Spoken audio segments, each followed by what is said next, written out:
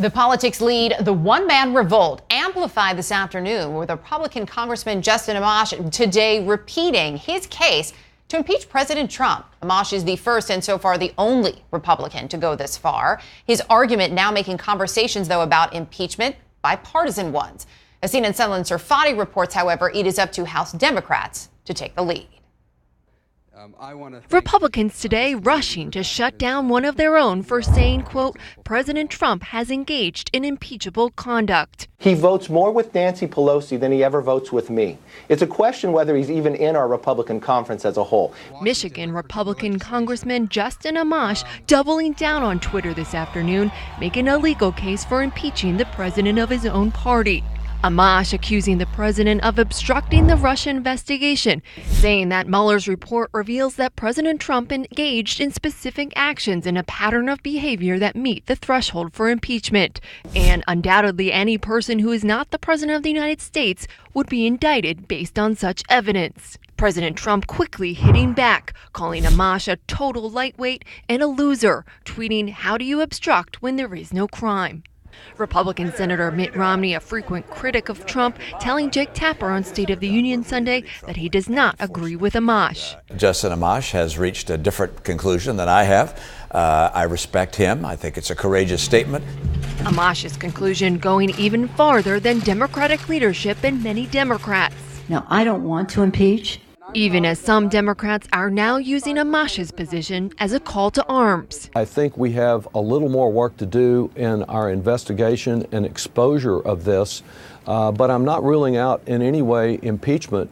I'm eager to see Democrats show the same kind of courage that Justin Amash has shown. This isn't the first time Amash, a libertarian, has been willing to publicly split from his party. In February, he stood alone among Republicans for earnestly questioning the president's former attorney, Michael Cohen.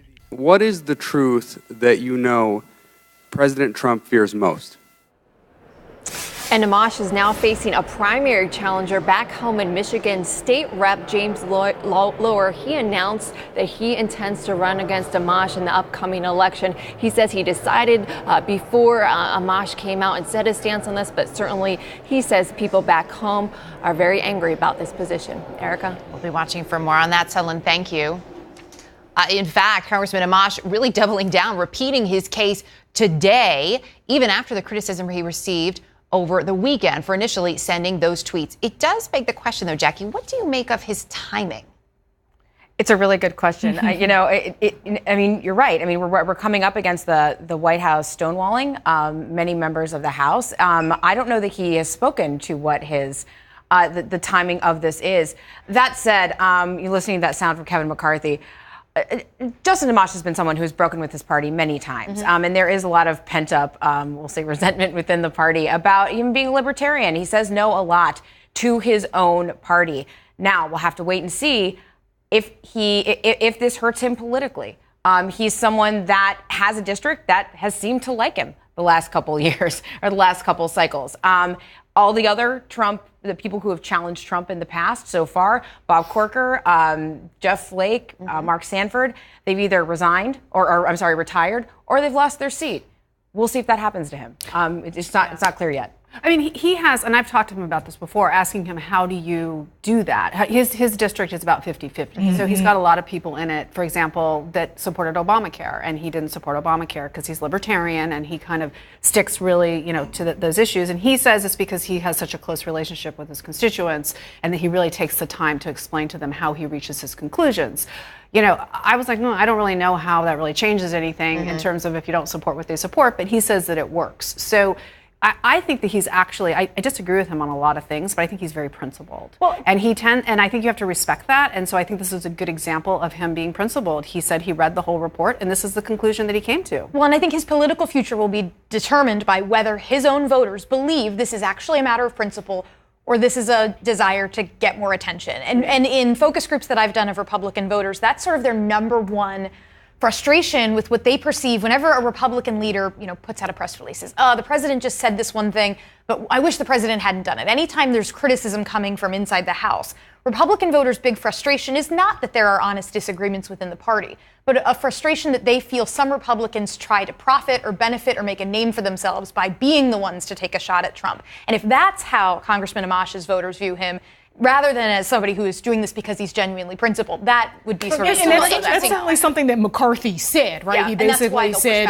this is just something he's doing just to get attention. I imagine there are all sorts of things he could do to get attention, but also not put his seat in jeopardy, right? Because he's got this primary challenge as well. It does kind of bring to mind, he's from Michigan, represents a district there that you said, I think Trump won by like 51% or something like that. It does sort of lead to the broader question of what Michigan looks like for this president and what those voters look like for this president. It's a state that he won by about 10,000 votes in 2016. We obviously have seen the 2020 candidates go there already and focus on this state. So that's what it brings to mind. It's not even a matter of whether or not folks on the Hill are going to line up behind Justin Amash, but whether or not he's speaking to a sort of discontent among rank and file Republican voters. Not the majority of them, but around the edges. There is too, and I just want to get your take on this because there is the other part of this, which is now there's a Republican who's come forward and faced criticism, and then as we saw just a short time ago, doubled down. So isn't backing away from it. And we've heard from Democrats, a number of different things. Well, we need bipartisan support. We can only do this in the Senate. Would a Republican senator perhaps carry more weight than a member of the House? Yes, if you're talking impeachment. But it begs the question, Kirsten, how much longer can Democrats continue to punt on what their reasoning is and what their plan is as to whether or not they plan to proceed with impeachment? Well, I think they have a completely defensible position, which is they're trying to do an investigation. And so you should do the investigation before you talk about actually impeaching somebody. I think that that's a reasonable thing to do, and that's what they're trying to do, and they're getting stonewalled, basically, right? So I think that they can keep trying to do that. I don't think they're going to have Republicans joining hands with them on this, and I think Justin Amash is a bit of a unicorn. I don't think there are a lot of people that are like him, frankly, in either party, who frequently do this, he frequently comes out and stakes out positions that are, go against his party. But the idea that he's not conservative is kind of crazy. He's a member of the Tea Party, right? So he's not. He holds very conservative positions. Don't let the voting record get in the way of a good soundbite. Come on. Yeah.